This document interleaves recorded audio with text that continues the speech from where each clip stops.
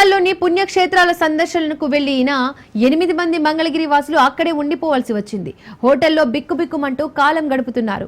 బుధవారం వీరు ప్రయాణిస్తున్న బస్సుపై ఆందోళనకారులు దాడి చేయడంతో భయం కంపితులయ్యారు. వీరు చూస్తుండగానే మరో 2 బస్సుల్ని ఆపి ప్రయాణికుల నుంచి నగదు, బంగారు ఆభరణాలు దోచుకున్నారు. విజయనగరం జిల్లా నుంచి 61 మంది మానస సరోవర్ యాత్రకు, అలాగే శ్రీకాకుళం జిల్లా నుంచి 17 మంది ముక్తినాథ్ యాత్రకు వెళ్లి ఖాట్మండులో చిక్కుకున్నారు. బయటకి అడుగు పెట్టలేని పరిస్థితి ఉందని, ఉన్న కొద్దిపాటి ఆహారాన్నే తలా కొంచెం సర్దుకుంటూ గడుపుతున్నామని శ్రీకాకుళానికి చెందిన ఓ వ్యక్తి తెలిపారు.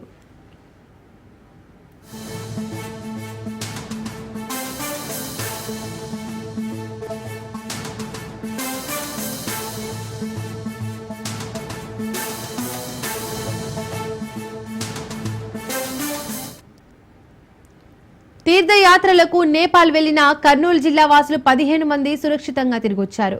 ప్రస్తుతం వారు బీహార్లో ఉన్నారు. ఓ ట్రావెల్ ఏజెన్సీ ద్వారా కర్నూలు, ఎమ్మిగనూరు, గూడూరు ప్రాంతాలకు చెందిన వారు 17 మంది నేపాల్కు వెళ్లారు. అక్కడ అల్లర్లలో చిక్కుకుపోగా మంత్రి లోకేష్ చొరవ తీసుకుని సురక్షితంగా వచ్చేలా చేశారు.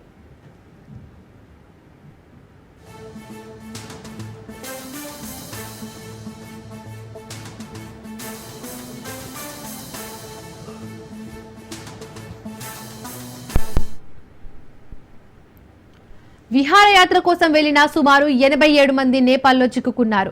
తెలంగాణ, ఆంధ్రప్రదేశ్ నుండి 8వ తేదీ రాత్రి ట్రావెల్స్ ద్వారా నేపాల్ నుండి ఖాట్మండుకు వెళ్లారు. అక్కడికి వెళ్లగానే నేపాల్లో జరుగుతున్న అల్లర్ల కారణంగా ఖాట్మండ్లోని టెక్సాస్ హోటల్లో తలదాచుకున్నారు. హైదరాబాద్ కు చెందిన సుమారు 47 మంది ఇందులో ఉన్నారు. ఏం చేయాలో తోచక దిక్కుతోచని స్థితిలో ఉన్నారు. అధికారులు స్పందించి హైదరాబాద్ కు తమను తిరిగి తీసుకువెళ్లాలని వేడుకుంటున్నారు.